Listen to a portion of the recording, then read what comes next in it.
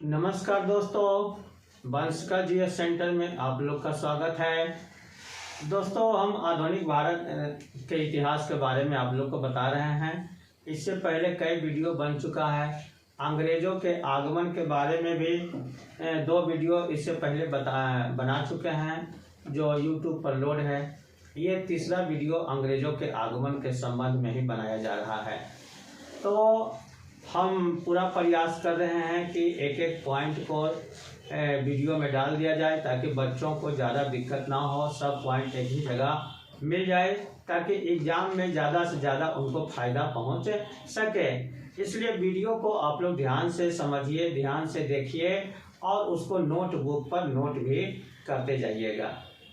तो आज चलते हैं, फिर अंग्रेज़ों के आगमन से ही कुछ बचा हुआ है उसको आगे करते हैं। तो चलिए देखते हैं। तो अंग्रेजों का भारत में आगमन 1632 ईस्वी में गोलकुंडा के सुल्तान से अंग्रेजों को सुनहरा फरमान प्राप्त हुआ। अब अंग्रेज लोग चाह रहे थे कि व्यापार, कई जगह कंपनी तो पहले भी स्थापित कर चुके हैं और आगे भी ये अपना अपना कंपनी हर जगह स्थापित कर रहे हैं, लेकिन अब ये लोग चाह रहे हैं कि कुछ अब व्यापार में छूट प्राप्त हो। अब वैसे राजा से समझौता किया जाए जहां हमको व्यापार में कर से छूट प्राप्त हो, क्योंकि सामान को अब जैसे बंगाल से सामान लाना है या सूरत से सामान लाना है तो कई जगह चुंगी उन लोगों को देना पड़ता था। इसके कारण उनको उतना फायदा नहीं हो रहा था। इसलिए अब चाह रहे थे कि व्यापार के टैक्स में जो टैक्स देना पड़ता है उसमें भी अब कुछ सहूलियत या कुछ छूट प्राप्त हो, तो अब उस पर ये लोग प्रयास कर रहे हैं। तो ये सुनहरा अवसर कब प्राप्त हुआ? तो 1632 ईस्वी में इनको प्राप्त हुआ। 1632 ईस्वी में गोलकुंडा के राजा या सुल्तान से अंग्रेजों को एक सुनहरा फरमान प्राप्त हुआ। गोलकुंडा के सभी बंदरगाहों पर 500 पैगोडा वार्षिक कर के बदले व्यापार की अनुमति प्राप्त हुई। यानी गोलकुंडा के राजा ने अंग्रेजों को एक ऑफर दिया कि आप हमको वर्ष में 500 पैगोडा दीजिएगा और उसके एवज में यहाँ गोलकुंडा के सभी बंदरगाहों पर आप निःशुल्क व्यापार करिए। पैगोडा एक सोने का सिक्का होता था, तो 500 पैगोडा वार्षिक इनको देना था गोलकुंडा के सुल्तान को, और उसके बदले में इनको गोलकुंडा के सभी बंदरगाहों से फ्री में व्यापार करने की अनुमति प्राप्त हो गई। इसलिए इस फरमान को सुनहरा फरमान कहा जाता है। 1639 ईस्वी में फ्रांसीसी डे ने चंद्रगिरी के राजा से मद्रास को पट्टे पर लिया और उसने वहीं एक किला का निर्माण करवाया। तो अब 1639 में क्या हुआ कि फ्रांसीसी डे नामक एक अंग्रेज था जो चंद्रगिरी के राजा से मद्रास को पट्टे पर लेता है और लेकर वहीं पर एक किला का भी निर्माण कर देता है और किले के अंदर एक फैक्ट्री का भी स्थापना करता है और उस किले का नाम पड़ता है फोर्ट सेंट जॉर्ज। तो फोर्ट सेंट जॉर्ज के बारे में कई बार एग्जाम में क्वेश्चन पूछा जा चुका है कि मद्रास में जो अंग्रेजों के द्वारा किला का निर्माण कराया गया था उस किले का नाम क्या है? तो फोर्ट सेंट जॉर्ज किला था। ये इससे संबंधित कई बार एग्जाम में क्वेश्चन पूछा गया है। 1641 ईस्वी में कंपनी का मुख्यालय मसूलीपट्टनम से हटाकर मद्रास के फोर्ट सेंट जॉर्ज स्थानांतरित कर दिया गया। अब जब यहाँ फोर्ट सेंट जॉर्ज नामक किला बना दिया गया तो पहले इनका मुख्यालय था मसूलीपट्टनम। 1641 ईस्वी में मसूलीपट्टनम से अपना मुख्यालय हटाकर फोर्ट सेंट जॉर्ज किला में स्थानांतरित कर देते हैं। तो मद्रास के फोर्ट सेंट जॉर्ज किला में ही ये अपना मुख्यालय की स्थापना करते हैं। और इससे संबंधित कई बार एग्जामों में क्वेश्चन पूछा जा चुका है। सभी प्रकार के एग्जामों में, चाहे एसएससी हो, बीपीएससी हो, दरोगा हो या यूपीएससी हो, कोई भी एग्जाम हो, सभी में ऐसा क्वेश्चन पूछा गया है। 1661 ईस्वी में इंग्लैंड के राजा चार्ल्स द्वितीय का विवाह पुर्तगाल के राजकुमारी कैथरीन के साथ हुआ। अब 1661 में इंग्लैंड के एक राजा थे चार्ल्स द्वितीय, उनका विवाह पुर्तगाल के एक राजकुमारी कैथरीन थे उनसे हो जाता है। और इस अवसर पर पुर्तगालियों ने इंग्लैंड के राजा चार्ल्स को दहेज के रूप में बम्बई द्वीप दे देते हैं। बम्बई का द्वीप उनको दहेज के रूप में दिया जाता है चार्ल्स को। और इससे संबंधित भी कई बार एग्जाम में क्वेश्चन पूछ चुका है कि इंग्लैंड के राजा चार्ल्स का विवाह पुर्तगाल के किस राजकुमारी के साथ हुई थे, ऐसा कई बार क्वेश्चन एग्जाम में पूछा है।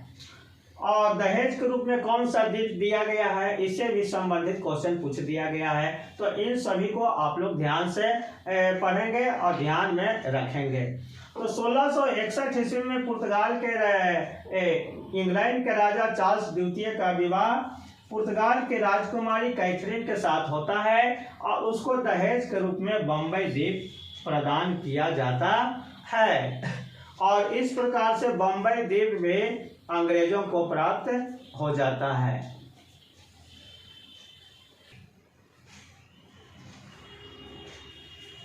चलिए 1668 ईस्वी में चार्ल्स द्वितीय ने बम्बई को 10 पाउंड वार्षिक किराए पर कंपनी को सौंप दिया। तो चार्ल्स द्वितीय को जो दहेज में बम्बई द्वीप प्राप्त हुआ था वो फिर 10 पाउंड वार्षिक किराया पर यहाँ अंग्रेजी कंपनी यानी ईस्ट इंडिया कंपनी को दे देता है। और बम्बई का गवर्नर गेराल्ड ओंगियार को बना दिया जाता है। तो इस प्रकार भारत में अंग्रेजों को बम्बई का द्वीप भी प्राप्त हो गया और वहाँ भी अपना एक किला स्थापित कर दिया जाता है। और पश्चिमी में सूरत से अपना मुख्यालय हटाकर बम्बई में अपना मुख्यालय स्थापित कर दिया जाता है। वहाँ का जो गवर्नर गेराल्ड ओंगियार थे वो बम्बई के विकास में काफ़ी योगदान दिए और बम्बई का काफ़ी ज़्यादा विकास किए थे। या कहा जाए तो ओंगियार ही बम्बई का असली संस्थापक थे। अगर जो क्वेश्चन पूछे कि बम्बई का संस्थापक किन्हें कहा जाएगा, किस अंग्रेज को कहा जाएगा, तो ओंगियार, गेराल्ड ओंगियार को कहा जाएगा। अंग्रेजों ने 1651 ईस्वी में हुगली में व्यापारी कोठी की स्थापना की। अब देखिए दक्षिण में अपना एक किला स्थापित कर लिए फोर्ट सेंट जॉर्ज, पश्चिम में बम्बई में किला स्थापित हो गया। अब पूर्व में भी अपना फैक्ट्री और किला स्थापना करने का प्रयास कर रहे हैं। तो पूर्व में सर्वप्रथम 1633 ईस्वी में उड़ीसा में एक फैक्ट्री की स्थापना की जाती है। यदि पूछा जाए कि अंग्रेजों ने पूर्व में सर्वप्रथम कहाँ अपनी फैक्ट्री स्थापित की थी, तो उड़ीसा में 1633 ईस्वी में।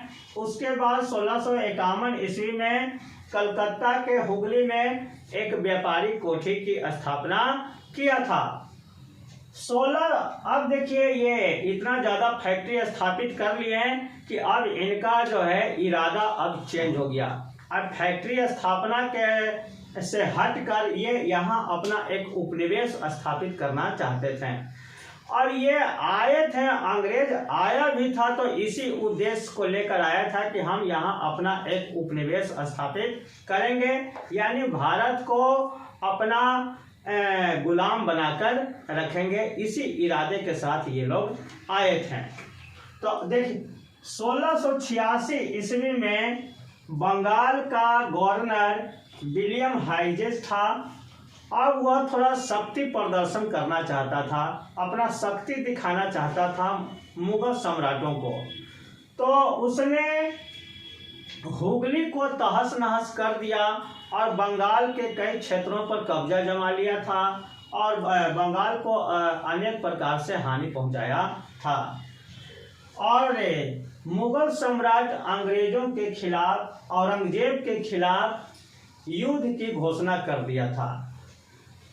अंग्रेजों का यह अनुमान गलत इस समय था। ये लोग सोच रहे थे कि मुगल सम्राट कमजोर पड़ गया है, हम लोग अब उसे आराम से पराजित कर सकते हैं और अपना उपनिवेश स्थापित कर सकते हैं। लेकिन ये इसका सोच अब अलग था, क्योंकि अभी औरंगजेब के नेतृत्व में मुगल सम्राट काफी मजबूत था और जैसे ही विलियम हजाज के द्वारा बंगाल को तहस नहस किया जाता है, औरंगजेब आदेश देता है कि सभी अंग्रेजों को भारत से खदेड़ दिया जाए, तो उसे कलकत्ता से भी खदेड़ दिया जाता है, उसे मसूलीपट्टनम से भी खदेड़ दिया जाता है और अंग्रेजों का जहां जहां फैक्ट्री था सभी पर मुगलों का कब्जा स्थापित कर लिया जाता है।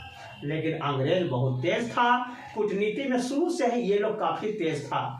अब ये सब देखा कि अब तो हम लोग का सब फैक्ट्री यहाँ बेकार हो जाएगा, तो अब ये लोग फिर क्षमा याचना करना शुरू कर दिए हैं। और क्षमा याचना के लिए किसको भेजते हैं? तो जॉब चारनाक को भेजते हैं। जॉब चारनाक आता है और औरंगजेब के सामने घुटना टेक कर उससे माफी मांगता है और फिर से व्यापार करने की इजाजत मांगता है।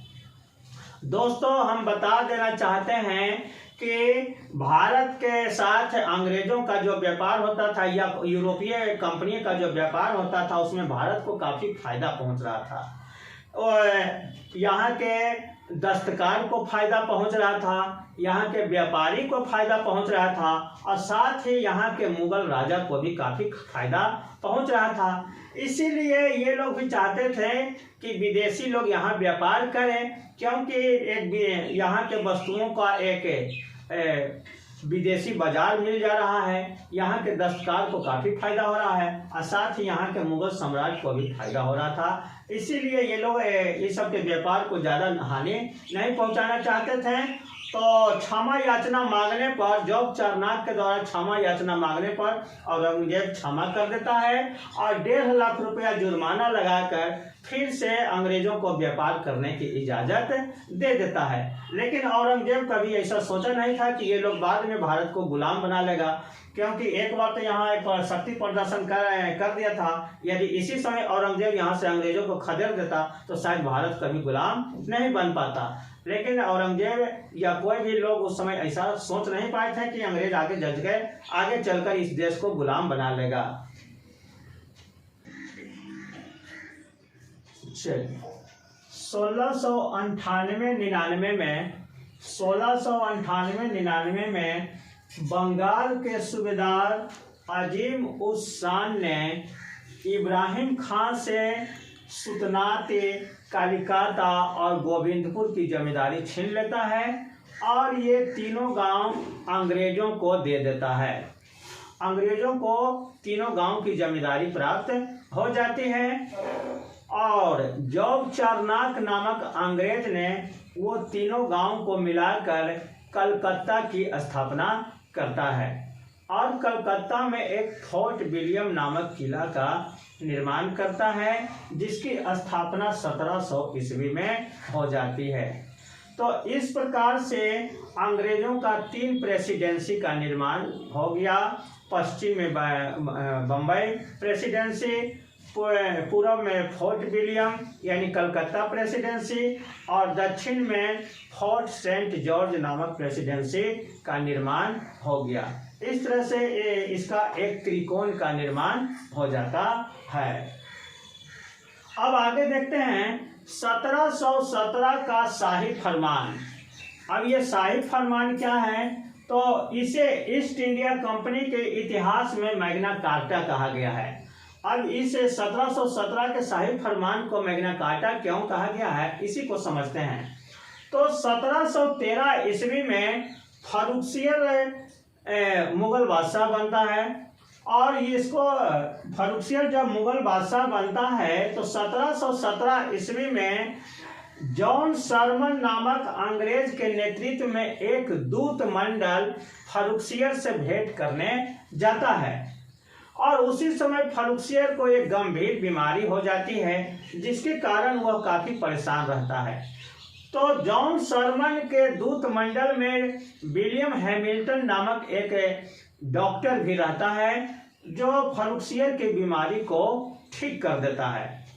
और इसके कारण ये फर्रुखसियर काफी खुश हो जाता है और खुश होकर एक फरमान जारी करता है कि अंग्रेज 3000 रुपया वार्षिक कर देंगे, उसके बदले में बंगाल, बिहार और उड़ीसा में कर मुक्त व्यापार कर सकते हैं। तो ये ऐसा फरमान जारी कर देते हैं और यही फरमान आगे जाकर हानिकारक साबित होता है और इसी के कारण पलासी का युद्ध, बक्सर का युद्ध, सब यही फरमान, यही जड़ का कारण बनता है। तो फिर आगे देखेंगे कि क्या होता है, अगले वीडियो में फिर देखेंगे।